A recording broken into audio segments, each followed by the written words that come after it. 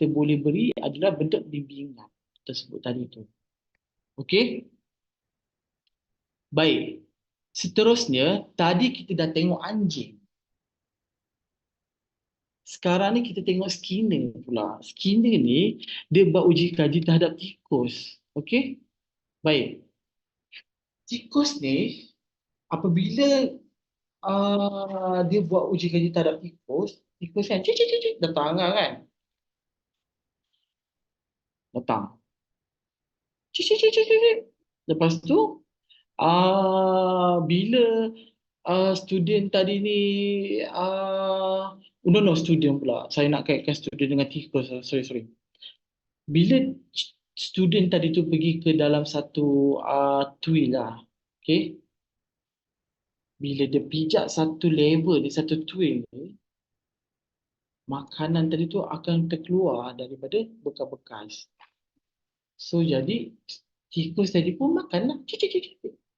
So, lepas ni kalau tikus tadi tu nak makan, dia hanya pijak saja dekat satu twill tu. Makanan akan keluar. Okay. Lepas tu pula, Skinner ni, dia pergi kepada tikus kedua. Tikus kedua ni, dia buat satu grade electric current. Okay. Bila tikus tadi tu lalu ke kawasan elektrik, nampak? Bila elektrik, dia kena current. Okay. Next time, tikus tadi tu dah tak pergi dah dekat elektrik tadi tu. Dia tak nak kena current lah. Sebab dia tahu kalau dia kena current, dia sakit. Okay. So, jadi tikus ni dah tahu pasal level yang mana, dapat makanan. Kerik tadi keluar, dia kena current, sakit. Okay, saya akan jelaskan. Tetapi sebelum tu, saya nak tanya. Tadi kita dah tengok yang mana kawan-kawan kita kongsikanlah perkara-perkara negatif. Okay? Pengalaman-pengalaman negatif di sekolah. Yang mana ada cikgu yang tak tahu yang dia ni ADHD lah, selalu bagi yang sukan lah kan. Okey, sekarang ni siapa boleh kongsi kepada saya pengalaman dia waktu di sekolah, pengalaman baik daripada cikgu dia. Mungkin cikgu dia bagi hadiah ke, mungkin cikgu dia puji ke apa, siapa boleh kongsi? Jangan reka cerita tau, nanti tak jadi. Okey, siapa boleh kongsi? Siapa boleh kongsi?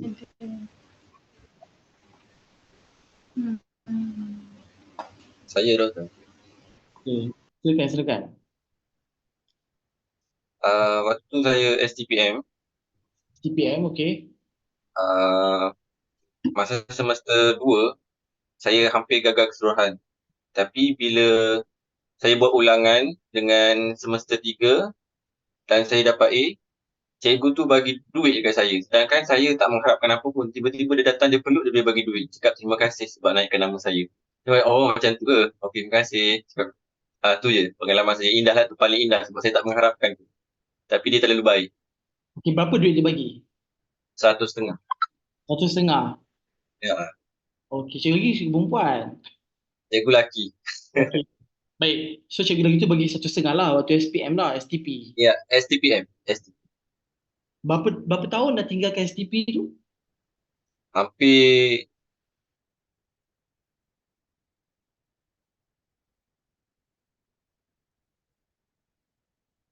Namanya kira. Cakap tahun kot. Yang tak okey tu. Oh, saya ingat dia prank. Lama Lain 6 tahun kot. 6 5-6. tahun lebih lah. So 6 tahun Hampir 6 lebih. tahun. 6 tahun. Okey, lebih 6 tahun. Okey. Okey. Thank you. Okey, menarik. Alright. Siapa lagi nak kongsi? Saya. Okey, silakan. Saya form 1, saya ni kelas hujung. So ada seorang guru matematik ni, Cikgu Ismaini ni, dia Cikgu mengajar. Nama cikgu tu Cikgu Ismaini. Cikgu Ismaini. Dia mengajar, dia menggunakan pendekatan yang dekat dengan saya lah. So cara pengajaran yang berkesan. So saya faham apa setiap pengajar, apa pelajaran yang dia mengajar. Dan daripada hasil pengajaran dia, saya skor subjek matematik daripada awal form 1 sampailah form 5. So dia memberi impact dan memberi minat yang mendalam saya dalam subjek matematik secara khusus, secara langsung. So dia memberi kata-kata motivasi kat saya dan dia memberi special lah kat saya. So bila saya Apa yang tanya special tu? soalan, dia terus memberi jalan penyelesaian yang berkesan kepada saya. Okey, baik. Okey, thank you. Okey, siapa lagi nak kongsi? Siapa lagi nak curhat? Curhat. Siapa lagi nak kongsi pengalaman dia?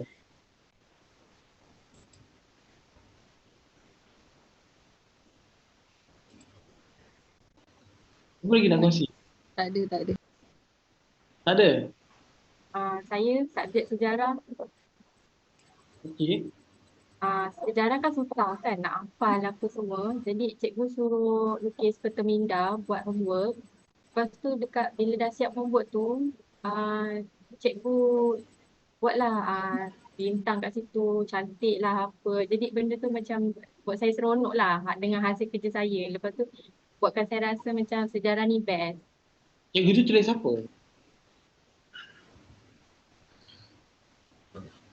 Saya dah tak ingat lah, tapi dia puji lah. Saya dah tak ingat dah apa dia puji. Tapi saya seronok lah dengan belajar dengan cikgu sejarah tu. Walaupun saya ni mudah lupa, susah nak ingat. Okey. So, adalah pujian-pujian macam tu lah kan? Okay, baik. Okey, lagi lain? Saya nak share sikit. Okey, apa dia? Waktu sekolah dulu, saya ada satu subjek. Saya subjek bahasa Arab. So, setiap kali cikgu masuk kan, kami kena berdiri untuk jawab soalan tu. So, jadi kalau maksudnya setiap kali boleh jawab soalan tu, kira orang yang pertama tu memang akan dapat orang panggil apa, macam hadiah lah. Ataupun dalam dia tak macam ada yang pernah dapat duit, ada yang pernah dapat jajan, ada yang pernah dapat coklat. So macam aktiviti tu macam best. So setiap kali dah masuk subjek tu je macam kita orang seronok tu je lah yang macam best untuk subjek tu. Okey, so Nadia pernah dapat hadiah tak? Ada pernah dapat pensel. Pensel. Terus pemadam. Lagi? Yang tu je macam sekali je. Sebab lepas tu macam sekali dapat hadiah tu macam tak ulang dah. Sebab rasa macam bagi je lah kat orang lain juga. So, satu kelas tu Pavlov ke? Satu kelas tu Pavlov ke? Satu kelas tu Bukan rasanya okey kot sebab macam Ini So, saya tak bukan? masuk. Lebih Okey. kurang lah. Okey, Nadia. Okey, baik. Terima kasih, Okey. Nadia. Okey, baik. Sama. Okey, so tadi kita dah tengok, betul tak, kawan-kawan kita yang kongsi perkara-perkara negatif yang macam mana tadi itulah. Dan kita kongsi pengalaman kawan-kawan kita yang negatif, yang positif. Yang mana dia dapat penghargaan, dan mostly kita nampak perkara-perkara yang baik lah. Okey. Jadi, kita tengok apa yang kita boleh kaitkan dengan skena tau. Okey, skena ni dia memperkenalkan satu bentuk peneguhan. Okey, sama ada peneguhan negatif ataupun positif. Okey, peneguhan positif, tingkah laku baik akan diberikan reward, akan dihargai. Kalau tingkah laku negatif, tingkah laku yang tidak baik akan diberi perkara-perkara seperti hukuman ke, nampak? So, apa yang kita nak cuba ataupun yang kita boleh kaitkan bila berada di sekolah, ini berdasarkan apa yang kamu alami tau. Kita tengok, boleh kait tak dengan apa yang dikatakan oleh Bates ni? Only offer reward for good behavior. Only threaten punishment for bad behavior. Tetapi, peneguhan positif akan memberi efek yang lebih lama daripada peneguhan negatif. Nampak? Nampak tak? That's why kalau kita tengok seawal kawan kita tadi tu tingkatan 1 dia dah cerita apa yang dia dapat daripada cikgu. Paling best sekali perkara positif ataupun peneguhan positif yang kawan kita terima, dia memberikan ingatan yang lebih lama. Sampai satu tahap, dia sampai sekarang, dia kenal Cikgu Tu Ismaini. Sampai satu tahap, dia tahu dia pernah dapat RM150 daripada cikgu dia. Betapa orang nak kata perkara tersebut bagi efek yang lebih lama, yang lebih memanjang. Maksud dia apa? Kalau kita tengok tadi student tadi tu sampai semangat nak jawab bahasa Arab apa sampai dapat pensel kertas, cikgu tadi beri pujian lebih semangat sampai sekarang kesan dia tu boleh bawa ke mati, ingat. Okey? Benda-benda yang baik itu. So jadi maksud dia kamu beri pilihan ataupun bukan kamu diberi pilihan, cikgu kamu diberi pilihan. Bila kamu berada di sekolah, patut tak kamu memberikan satu peneguhan negatif? Paling tidak pun pujian.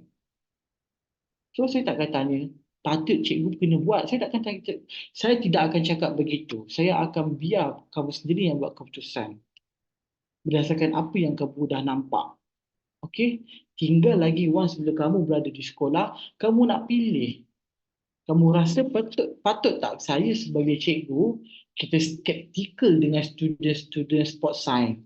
Kita supaya kita rasa perkara tersebut tak penting. So sekarang ni kamu yang dah jadi cikgu sekarang, baru kita pakai teori yang pertama tadi tu behavioral, kita boleh nampak kesan positif and kamu pilih. Kalau student kamu bermain bola sepak dengan baik, walaupun kamu bukan cikgunya, paling tidak pun kamu puji. Nampak? So itu yang sebenarnya boleh beri student tadi tu motivasi lebih nak belajar berbanding kamu beri satu benda-benda yang negatif, perkara-perkara yang negatif yang sebenarnya dia tidak pun menunjukkan satu tingkah laku yang tak baik. Okey? Boleh.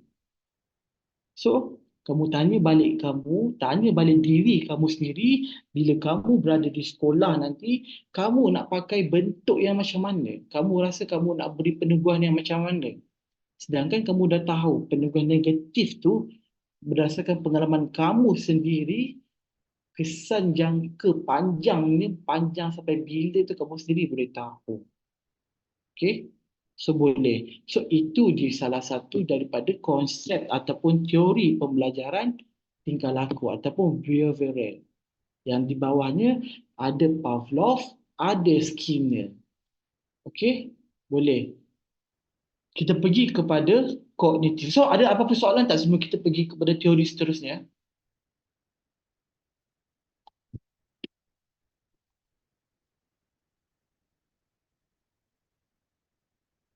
Tak ada So kita pergi kepada satu lagi teori. Teori kedua ialah teori pembelajaran kognitif. Baik. Kalau kita tengok, based on the principle that information is actively processed inside the mind, behavioral modification take place by searching for the relationship that exists between various bits of information.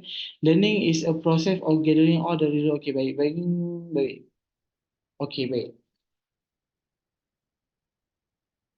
Kalau tadi kita tengok, ada student, kalau kita nak memahamkan konsep kognitif ni, pembelajaran secara kognitif ni, dia lebih kepada student tadi itulah, ada gaya pembelajaran student yang dia lebih kepada di dalam kelas, ataupun kalau kita tengok lebih pada gender, behavioral ni termakan kepada student-student lelaki, dan kognitif ni dia lebih cenderung kepada student-student wanita. Okey? Tetapi bukan bermaksud kita menidakkan kognitif ni punya style belajar. Okey. Baik. Kalau kita tengok student ni untuk kognitif tadi kita tengok Pavlov dan juga Skinner. Kognitif ni Piaget memperkenalkan satu pembelajaran, gaya pembelajaran, orang kata teori pembelajaran Piaget ni, dia macam mana tahu? People construct knowledge as opposed to receiving it. Nampak? Maksudnya, manusia tu dia membina sendiri bentuk pengetahuan tu berdasarkan yang dia belajari, akhirnya dia akan create sendiri. Okey. Contoh dia macam ni. Satu perkara yang kita tidak boleh nafikan di dalam kelas kita ataupun di student-student kita nanti, ada student yang tak suka dengan benda-benda bermain tu. Ada student yang tak suka diberi peneguhan ke apa, of course seronok lah. Tetapi dia lebih tertarik ataupun kepada gaya pembelajaran yang dia create sendiri. Maksudnya mentalist lah. Maksudnya macam hafal-hafalan, benda-benda begitu. Okey? Yang lebih kepada duduk dalam kelas, yang duduk dekat kerusi, perkara-perkara teori, perkara-perkara bidang bahasa Melayu macam tu. Okey? Baik. Kalau kita tengok Piaget ni dia memperkenalkan 4 style perkembangan manusia lah. Pertama sekali sensory motor, learning takes place through touch and feel, pre-operational. Okay, ability to arrange object logically straight to develop, concrete, ability to think logically about object and event start become more structure, formal operation, abstract thinking and verbal reasoning start to develop. Okay, ini lebih jelas. Okay. Baik, di dalam Piaget ni dia memperkenalkan satu lagi iaitu skema tau. Skema, bukannya skema jawapan. Maksud dia kalau kita tengok kanak-kanak, okey, child developmental pattern to understand okey. Ni lebih kita nampak macam ni tau. Ini lebih kita nampak pada kanak-kanak. Maksud dia tidak menggunakan rangsangan luar dalam konteks pergerakan lah. Okay. Dia lebih kepada apa yang dia terima, dia akan create sendiri pemahaman dia. Nampak benda ni seperti kompleks, tetapi apa yang perlu kamu sebagai guru sedar, dalam kelas kamu ada student yang belajar, dia begitu. Maksud dia, kamu sekadar memberi cakap pasal peraturan, kamu beritahu je perlu buat apa, buat ini. Lepas tu student tu boleh buat. Ataupun student tu boleh fikir sendiri macam nak menyelesaikan masalah. Paling simple pun kalau kamu tengok dalam subjek matematik. Okay. Kalau ingat balik, bila kamu belajar matematik, kamu ada bagi satu penyataan situasi. Abu pergi ke kedai membeli apple. Okay. Abu pergi ke kedai membeli 5 biji apple. Okay. Sepanjang perjalanan, 2 biji apple telah dimakan atau dicuri oleh Ali. Kirakan berapa jumlah kirakan berapa jumlah baki apple yang tinggal. Nampak? Ada student yang hanya pemahamannya ataupun dia memproses maklumat pengetahuannya begitu. Tetapi untuk yang behavioral tadi, ada student yang kita kena buat simulasi di sekolah. Beli 5 apple. Okey, saya nak beli 5 apple. Sekarang ni 2 hilang. Agak berapa yang tinggal Ali? 2. Dia kena buat. Nampak? Okey. Jadi maksud dia dekat sini, perkara-perkara begitu kamu kena timbangkan apabila terutama sekali macam mana kamu nak mengajar student untuk yang berfikir ataupun gaya pembelajaran dia lebih kepada skema dan juga ni lah. Dia create sendiri, dia construct sendiri cara pemikiran. Okay? Boleh? Jelas tak? Kalau dia tak faham ke rasa berat, bagi tahu tau. Assalamualaikum doktor. Okay. Nak tanya, adakah maksudnya teori kognitif ni adalah berdasarkan tahap pemikiran pelajar tu? Maksudnya kalau pelajar tu jenis yang boleh imagine ke, jenis yang boleh kena ada barang depan dia ke? Itu ke maksud kognitif? Okey, ini menarik. Nanti kamu akan tengok stage pemikiran. Kita akan tengok stage pemikiran. Yang mana stage pemikiran tu di-create berdasarkan teori kognitif ni. Boleh? Okey? So sekarang ni kita just mengetahui dulu bahawa ada orang yang belajar menggunakan kognitif saja. Itu je point dia.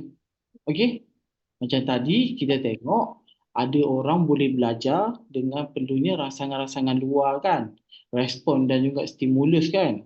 Sekarang ni kita tengok ada orang yang belajar menggunakan pemikiran dia. Okey? Boleh? Boleh tak? Jadi maksudnya pemikiran dia tu adalah kefahaman masa dia terima maklumat tu. Itu ke maksud doktor? Dia sendiri yang create. Jadi bila contoh kalau orang explain kat dia, so pelajar tu sendiri akan macam olah ataupun susunlah supaya dia sendiri faham macam mana. Itu sendiri yang itu benda simple. Itu benda yang paling jelas kita boleh nampak lah.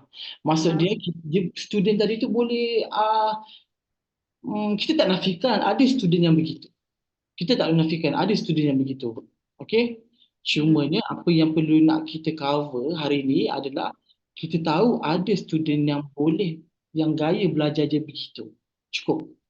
Betul. Cukup. Okey doktor.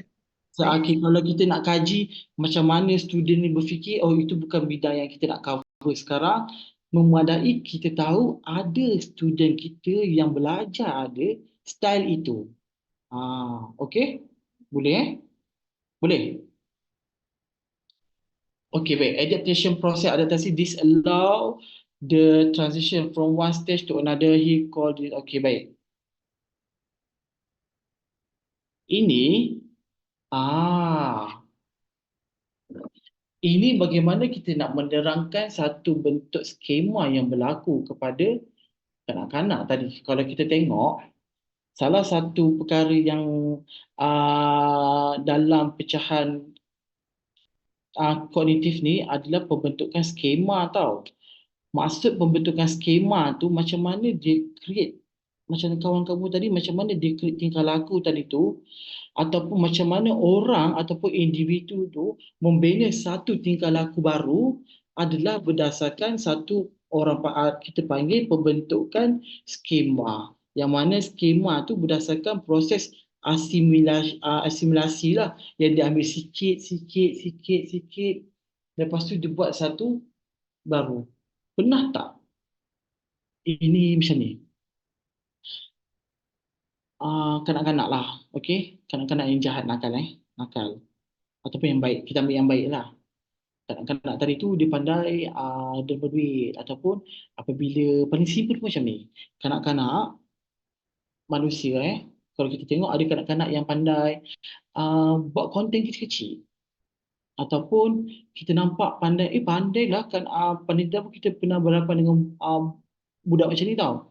Dia ni kecil-kecil lagi dah pandai basuh pinggan lah, salam orang lah, cakap terima kasih lah, nampak tak? Tapi sebenarnya dia belajar adalah berdasarkan proses asimilasi yang dilakukan sendiri berdasarkan tingkah laku yang dia nampak daripada orang-orang luar dia. Mungkin mak dia tu memang selalu masak, selalu tolong ke apa kan, mengemas ke. So sekarang ni benda tu dia ambil, dia create sendiri, dia hasilkan satu bentuk tingkah laku baru, accommodation.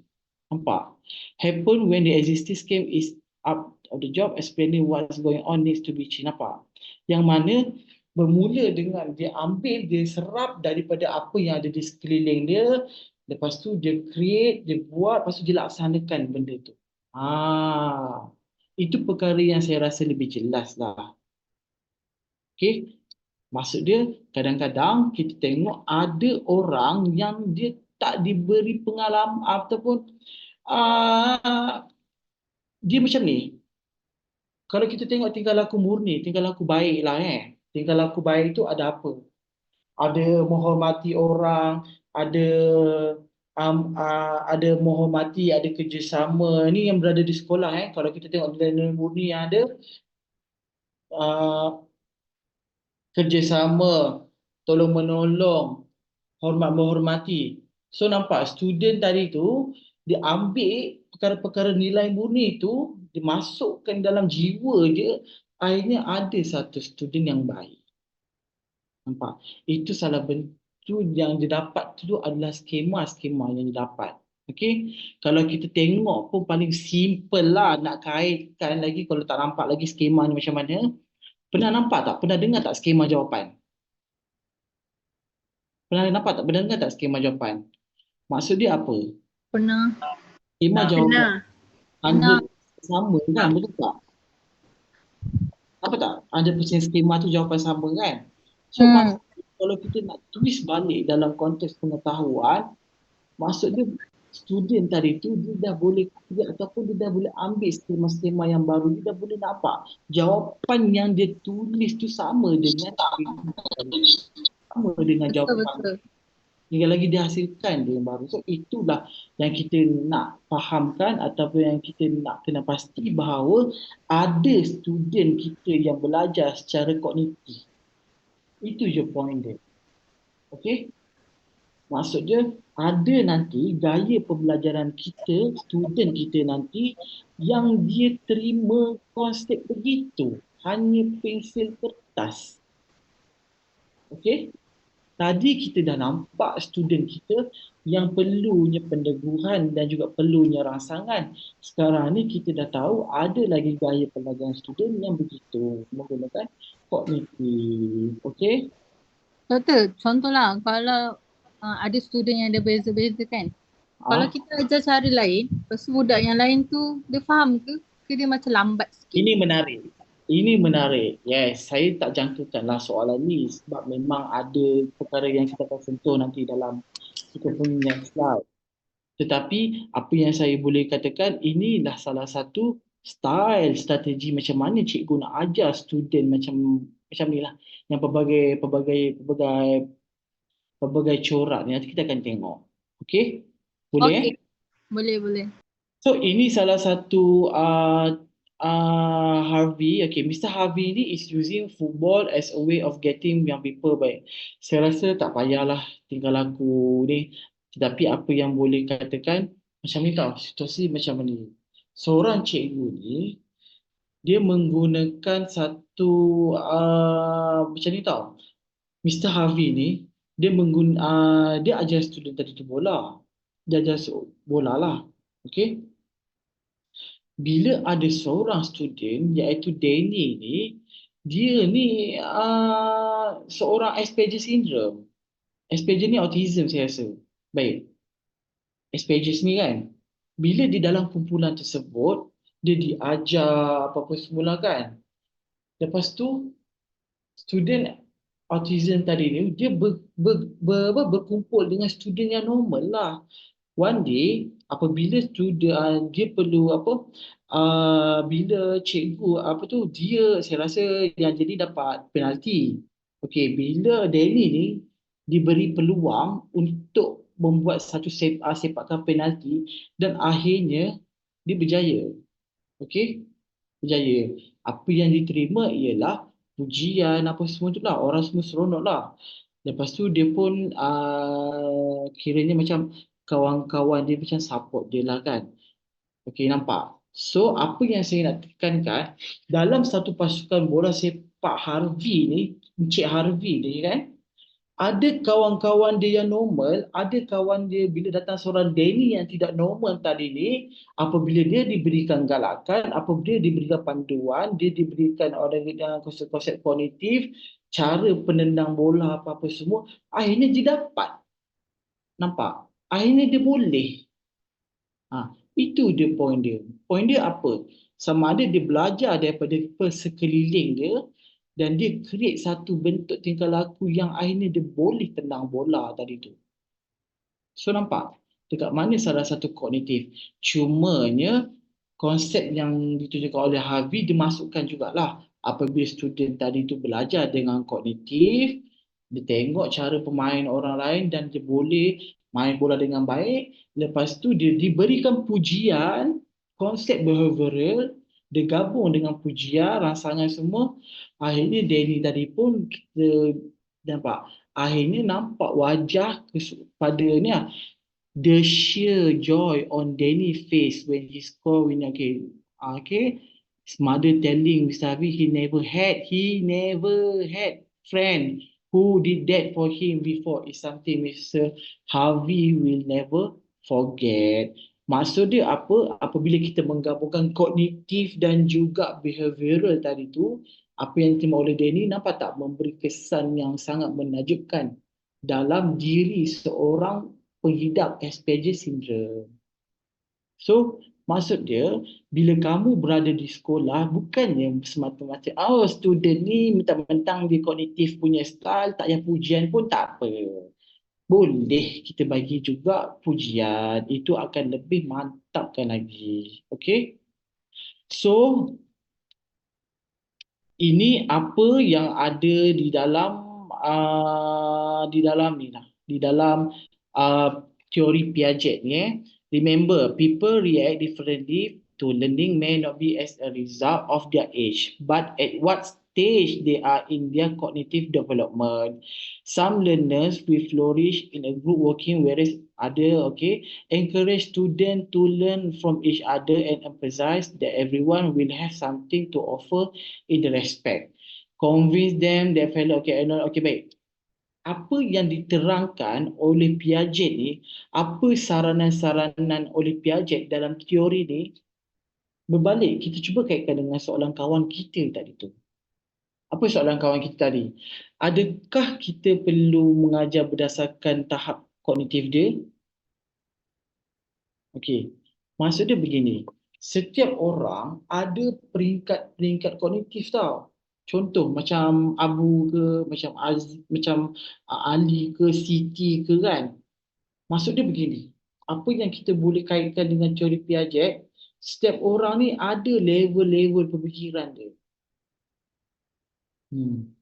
Tinggal lagi kita sebagai cikgu adalah untuk kenal pasti student kita ni level yang mana dan kita gunakan kemahiran ataupun level peringkat yang dia ada tu sebagai salah satu cara pengajaran yang kita boleh create berdasarkan level dia. Tak adalah orang student kita ni, alamak dia ni tak boleh baca, dia ni baru mengeja buku, biu buku yuku. Tapi kita dah ajar dia buat karangan ringkas. So tak ada kaitan lah. Okey. Kesimpulannya, ringkasan daripada apa yang kita boleh gunakan dalam teori Piaget ni macam ni. Setiap orang ada level dia. Okey? Dan kita ajar menggunakan kemahiran-kemahiran dia. Tetapi pada masa yang sama, kita upgrade juga sikit demi sikit. Okey? Boleh Boleh? Boleh tak? Boleh lagi tak? Ke berat? Ke nak rehat? Boleh? Boleh ke tak ni? Banyak lagi tau, 47. Boleh doktor.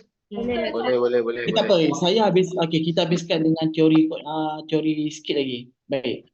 Okey, salah satu lagi, tadi kita dah tengok Piaget, salah satu lagi ialah Vygotsky. Teori pembelajaran Vygotsky, ini di bawah kognitif, okey? Baik, apa yang Vygotsky perkenalkan adalah satu bentuk pembentukan pemikiran daripada luar. They internalize as they interact with others. We learn from other people, MKOs, more knowledgeable others. Scaffolding, build interest, engage with people, break a task into smaller subtasks, use MKO to support people, model in possible way. Okey, baik. Ringkasnya macam ni. Vygotsky, dia memperkenalkan satu teori, apa tahu? Satu teori pembelajaran ZPD. Okey, Zone Proximal Develop. Okey, yang mana dekat dalam ZPD ni, student tadi ni dia akan belajar daripada orang sekeliling dia. Nampak? Kalau kita tengok tadi Piaget, dia lebih kepada bentuk-bentuk pemikiran yang dia create sendiri. Maksudnya ada stage-stage pemikiran. Okey. Tetapi learning untuk Vygotsky, dia memperkenalkan satu bentuk pembelajaran berdasarkan orang sekeliling. Okey? Yang mana dia akan dapat daripada orang-orang sekeliling dia. Nampak? Sama ada tingkah laku yang baik tadi tu ke, yang buruk ke, dia akan belajar. Dan di mana dalam ZPD ni ada terbagi kepada dua bahagian lah. Satu perkara yang student boleh buat, satu perkara yang student tak boleh buat. Okey. Yang mana di tengah-tengahnya tu ada ZPD yang dia dapat pengetahuan dia daripada orang sekeliling. Maksud dia lagi, kita kena faham ada student kita yang seolah-olah dia imitate ataupun dia seolah-olah dia ambil ataupun dia belajar berdasarkan daripada apa orang-orang yang dia dah jumpa di luar tu. Okay? So itu salah satu lagi kaedah teori pembelajaran.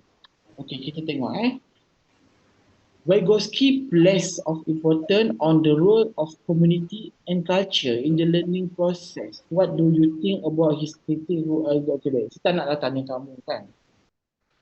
Tetapi apa yang saya nak diperkenalkan oleh Vygotsky ialah pembelajaran student boleh berlaku ataupun berlaku berdasarkan hasil penelitian dia terhadap masyarakat dan juga orang sekeliling. Nampak? Maksud dia, sebab itulah kalau kita tengok, kalau kita pergi dalam satu komuniti ke, satu masyarakat ke, macam mana student tadi tu belajar, yes, kita gunakan benda-benda itu. Ataupun memang dia belajar ataupun cara dia belajar adalah berdasarkan hasil apa pengalaman dia terhadap orang-orang sekeliling dia. Okey, tinggal lagi kamu nanti bila kamu di sekolah, bagaimana kamu nak mewujudkan satu komuniti yang baik dalam kelas kamu sendiri. Okey, sebab kamu faham salah satu perkara cara manusia belajar adalah berdasarkan apa dia? Orang sekeliling dia. Paling simple, saya percaya kamu ada yang dah kerja, betul tak? Ada yang dah kerja kan? Dan kamu punya tempat kerja ada budaya masing-masing, betul tak? Ada budaya yang memang balik sampai malam lah, ada yang tak menyembang lah. So itulah orang kata salah satu contoh jelas yang kita boleh nampak bagaimana konsep Vygotsky tu dia adapt. Okey? Tinggal lagi nanti kamu nak laksanakan dalam konteks ke student kamu nanti. Boleh? Baik, untuk kognitif, ini pun saya rasa menjawab soalan kawan kamu tadi tentang peringkat-peringkat pemikiran kan? Okey.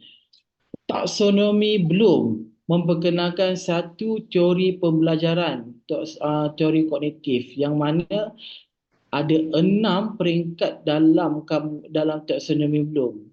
Ada yang pernah nampak tak benda ni? Tak pernah. Tak pernah nampak? Teori ni ke? Teori Bloom ni. Pernah lah kan? Betul tak? Okey, baik. Taksonomi saya rasa semua dah pernah nampak waktu degree. Sebab ini yang kamu akan hadap. Ini bukan yang kamu akan hadap. Ini antara perkara yang pernah kamu hadap tau bila kamu belajar. Terutama sekali dalam konteks latihan-latihan. Kamu punya assignment waktu kamu degree, macam mana kamu punya pesyarah dia create adalah berdasarkan salah satu je ni lah. Taksonomi Bloom ni. Yang mana taksonomi Bloom dia memperkenal apa tau? Dia memperkenalkan 6 cara berfikir. Yang bermula daripada remember, understand, apply, analyze, evaluate dan kamu create. Kalau remember tu macam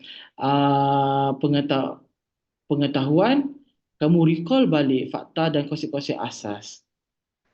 Bila kamu dah dalam konteks understanding ataupun pemahaman, kamu dah boleh menjelaskan idea tentang sesuatu konsep. Okey? Dan kamu aplikasi, kamu boleh menggunakan satu maklumat yang baru dalam situasi yang baru lah. Okay, analyze, make connection between ideas. Maksudnya, kamu dah mampu untuk menganalisis dengan cara kamu membuat hubung kait antara idea-idea yang kamu dah pelajari atau perkara-perkara yang kamu dah belajar, kamu dah boleh hubung kait. Okay, konteks evaluate, penilaian pula, justify, understand, or viewpoint. Okey, kamu dah boleh menyatakan sebab-sebab apa kamu memilih sesuatu pandangan. Dan peringkat create, penghasilan ni, kamu dah boleh menghasilkan satu bentuk perkara baru. Okey. Baik, apa yang saya nak kaitkan, pernah dengar tak TP? Nah, TP1, TP2, TP3, TP4. Pernah kan? Okey, salah Pernah. satu Pernah buat ah, kerja mak. okey, salah satu perkara yang aspek-aspek yang ditekankan dalam TP ataupun bagaimana TP itu terbentuk, salah satunya berdasarkan taksonomi belum. Maksudnya apabila student tadi tu mencapai TP6, maksudnya student tu mempunyai tahap pengetahuan ataupun tahap kognitif yang tinggi. Each level can be used to design question, activities and assignment that actively engage student during and after the lesson. Okay, level 1 and 2 have fairly low level of cognitive engagement. Level 3 and above generally have higher level of cognitive engagement. Maksudnya, kalau kamu berada di sekolah nanti, kalau kamu rasa student kamu tu dah tahap 4, tahap apa? Analyze, kamu nanti create activity yang create activity yang menunjukkan tahap analyze lah. Bagilah latihan dan tahap analyze sebab student kamu dah tu memang peringkat 4. Okey, janganlah student kamu tu peringkat 5, kamu bagi soalan ataupun latihan ke aktiviti peringkat 1. So jadi tak selari dengan pemikiran dia. Okey? Boleh? Benda ni nanti akan diperincikan lagi.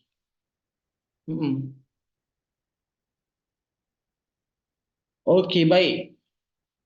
Seterusnya apa yang ada dalam kognitif ni ialah domain efektif. Okey? Domain efektif sometimes referred to as the feeling domain. Okay, dia lebih kepada satu domain macam apabila student tadi tu domain perasaan lah. Okay, kalau kita tengok balik kan, the affective domain is not usually used when planning for math and science, as feeling and emotion are not relevant for the subject. However, for educator of art and language, the inclusion of the affective domain is imperative wherever possible. Katakanlah, domain efektif ni, dia lebih kepada satu domain kognitif. Dia masih lagi kognitif, tetapi dia lebih kepada satu bentuk, orang kata inner. Perasaan tu satu juga. Dia lebih kepada domain macam domain emosi lah. Okey? Maksud dia apa? Apa yang ditekankan dalam domain emosi ni hari? They rank domain subcategory range from receiving at the lower and up to characterization at the top.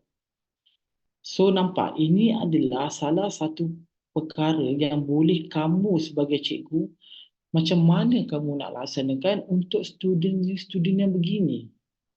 Nampak? Macam mana kamu nak menyentuh emosi student kamu. Apabila kamu kena pasti yang student ni dia lebih gaya belajar macam ni. Siapa tahu student-student ni macam ni? And mostly memang bukan student mathematics science lah. Kalau kita tengok contohnya, student yang kita tengok kecenderungan dia lebih kepada seni dan bahasa. So, jadi ini dah boleh jadi salah satu tips kepada kamu. Bila kamu nampak dalam kelas kamu nanti, ada student yang memang suka seni, suka bahasa, cenderungnya macam ni kan? Guna cara begini untuk kamu tarik. Orang kata guna emosi dia. Okay? Pertama sekali, receiving. Being aware of what external stimulus. Responding, valuing.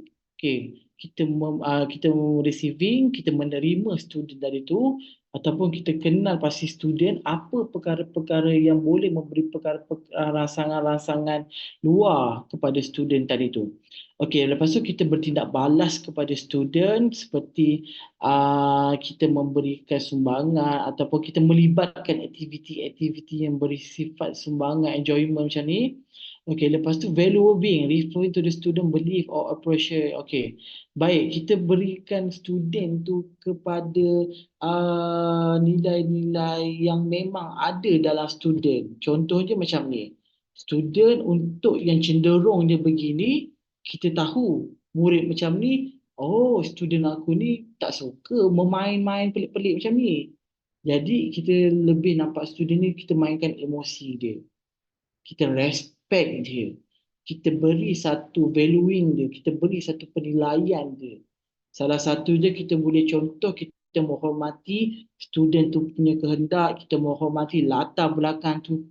Bila kita hormat dia, nanti student tu akan nampak, oh, tersentuh lah. Bila dia dah tersentuh, barulah senang si student tadi tu nak belajar. Nampak? Termasuk juga dengan perkara organisation, characterization, kita contoh, kita sentuh juga perkara-perkara macam ni. Macam ni tau. Saya nak ringkaskan macam ni.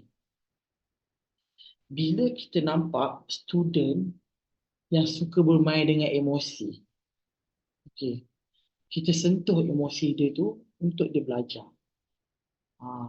Okay. Sebab itulah kamu pernah tak berhadapan dengan macam ni? Berhadapan dengan apa? Jujur. Siapa pernah pergi kursus yang macam ni? Pejam mata. Pernah. Kamu balik rumah, banyak slipper dekat luar. Semua orang sedang menangis. Kamu Last tengok kali semua nangis. ada studio badan lah apa bla bla bla bla, mak ayah. Pernah tak? Pernah. Kita ada dalam majlis restu ni sebelum exam tak? Restu ilmu. Benda tu selalu buat. Last kali semua orang menangis. Okey, nampak tak kamu insaf sekejap? Betul. Nampak. Kan? So apa yang saya nak tekan dekat situ ialah ada student yang boleh memang dia belajar di konteks tu begitu. Nampak? Maksud dia program begitu dibuat bukannya kosong. Okey, bukannya saja-saja. Maksud dia kamu yang dah tahu sebenarnya program tersebut diadaptasi berdasarkan teori efektif ni. Okey? Faham? Nampak? Faham. So lebih jelas. Maksudnya ada student yang bila kamu nak ajar dia, kita perlu sentuh emosi dia. Nampak? Sebab itulah paling simple sekali.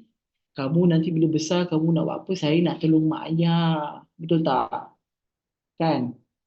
Betul. Ya, saya orang susah. So jadi kamu boleh mainkan sentimen emosi tu. Sebab memang dia perlukan benda tu.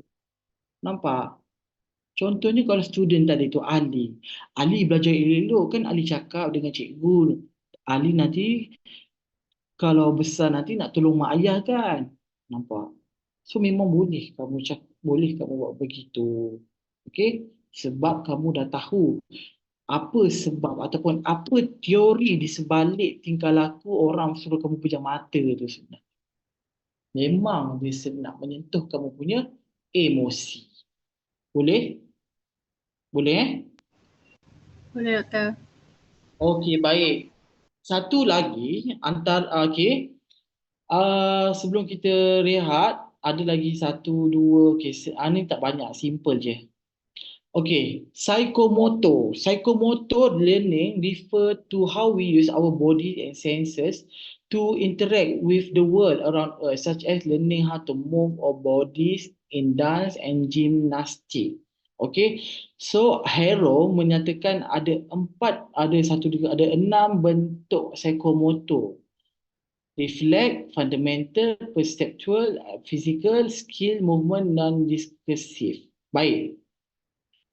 Saya nak rumuskan untuk psikomotor ni bahawa ada student kita yang masih ataupun yang memang memerlukan gaya pembelajaran bergerakkan. Nampak? So jadi maksud dia bila kamu belajar, kamu nampaklah justifikasi sebab apa perlunya permainan dalam kamu punya kelas. Okey. Pernah tak cikgu kamu mengajar buat mini games dalam kelas? Pernah tak? Pernah. Okay. So jadi salah satunya adalah cikgu tu menggunakan psikomotor. Okay. Kalau kita tengok balik dalam psikomotor, apa perkara-perkara aspek-aspek dia? 6 ni. Reflect, fundamental, perceptual, physical, skill movement, non-discursive. Maksudnya ada kekuatan daripada student tadi tu. Contoh kawan kamu PJ tadi tu kan. Yang pendidikan jasmani. Apa yang yang saya suka sekolah asrama penuh tadi tu. Betul tak? Ada kan? Siapa tadi yang asrama penuh? Kamil kot tak silap. Okay. Baik, nampak tak? Bila kamu nampak kamu ataupun kamu di sekolah ataupun di dalam bilik belajar kamu, student kamu tu student sukan. Okay, so kamu nampak kecenderungan dia tu lebih pada psikomotor. Why not kamu menggunakan psikomotor yang kemahiran psikomotor dia tu dalam dalam pembelajaran kamu? Okay, why not kamu menggunakan student sukan, student yang kuat main tu main dalam kelas, tapi main sambil belajar. Sama ada kamu minta ataupun kamu buat explorers ke, kamu create satu mini games ke, ataupun dam ular ke kan. Tahu dam ular? Yang main-main tu kan. Sebab student kamu tu memang dia kena bergerak, memang dia aktif macam tu. So kita gunakan. Okay? Boleh? Boleh. Okey, ini dia belum digital teknologi. Okey, ini adalah salah satu orang kata kemahiran dalam taksonomi Bloom yang ni tadi ni yang disusun, yang mana kalau kamu tengok Andrew Andrew ni dia kembangkan lagi Bloom ni tau. Dia memperkembangkan apa tau? Dia memperkembangkan adanya low order thinking skill dan high order thinking skill. Agak-agak kalau student kamu tu jenis yang low order, apa bentuk aktiviti yang boleh kamu buat di bawah ni? Bookmarking, bullet pointing, copying. Agak-agak student kamu tu student lots, understanding. Ini antara aktiviti yang boleh kamu buat. Categorizing, associating. Kalau kalau untuk kemahiran applying, apa bentuk kemahiran ataupun aktiviti pengajaran yang kamu boleh buat? Acting out, applying, articulating, calculating. Okay. Sama juga analyzing, advertising, breaking down, calculating, evaluating, arguing, chalking, criticizing and commenting, creating, adapting. Baik. Ini adalah salah satu contoh dalam taksonomi Bloom yang dikembangkan oleh Andrew Church, dan di bawah ini adalah bentuk aktiviti yang boleh kamu gunakan kepada student kamu, terutama bila kamu mengadaptasikan benda-benda digital. Nampak tak? Maksud dia semakin bawah adalah tahap pengetahuan yang rendah lah. Semakin tinggi itu semakin baik. Okey, baik. Ada apa-apa soalan sebelum kita rehat kejap? Kita sambung ke humanistik. Ada? Macam mana, ada soalan tak? Tak ada. Sebelum kita rehat. Ke nak sambung? Saya nak rehat. Saya okey Saya rasa sambung lagi setengah jam kan, sebab nak rehat pukul 1 juga kan dah ni. Untuk kelas petang. Kita rehat dulu lah. Lepas tu kita sambung pukul 2 boleh? Boleh juga. Boleh doktor, boleh. Boleh Okay. saja. Boleh. Okey, baik. So sekarang ni saya tengok dalam grup, tak kecuali saya, baru ada 70 members lah. So ada lagi dalam 5 orang. So invite kawan-kawan lain, cuba ajak dia untuk masuk sebelum saya kongsi-kongsikan bahan. Lepas Tapi apa? Tapi doktor boleh je post, sebabnya kita dah setting benda ala apa, macam orang yang baru masuk tu dia boleh baca juga. Okey, good. Okey, baik. Nanti saya nak buat satu kaedah lain lah, tapi pertanyaan saya cerita. Okey, ketua, mana ketua? Faiz. Itu. Kenapa? Nanti saya cakap dengan dia. Saya grup dengan dia. Oh, Atika ni pembantu ketua naib ketua. Betul. Okey, baik. Macam ni tau, boleh tak buat satu boleh tak buat satu spreadsheet, Google Ah, Excel. ah, Di dalamnya ada nama, ada berapa? 13 kumpulan ah, Okey, ada 13 kumpulan dan juga nama. Boleh? boleh? Lepas tu nama tu nama penuh tau. Ya je. Saya copy Buat. paste je macam sebelum punya. Oh, dah ada dah. Dah ada copy je. Okey, baik. Okey, ada senang. Okey. Nanti saya nak tengok. Lepas tu dia nak adjust sikit saya punya kulah. Dah ada berkaitan dengan esok. Okay. Baik, share dekat dalam Telegram Okay. Okey, baik. Kalau tak ada apa-apa soalan, kita jumpa petang ni dalam pukul 2:30. 2:30. 2:30. Okey, 2:30 Okey, kita rehat jap. Okey, kita sambung. Memang timing rehat kan sekarang, betul tak? Rehat pukul 1. Oh, rehat pukul 1 Tapi otak dah tepu. Tapi semalam pun memang 2 jam juga rehat. Okey, baik. Okey, kita rehat kejap. Pukul 2:30 kita sambung balik Boleh. Okey. Okey, selamat rehat. Okey doktor, terima kasih doktor. Terima kasih, Doktor. Terima kasih doktor.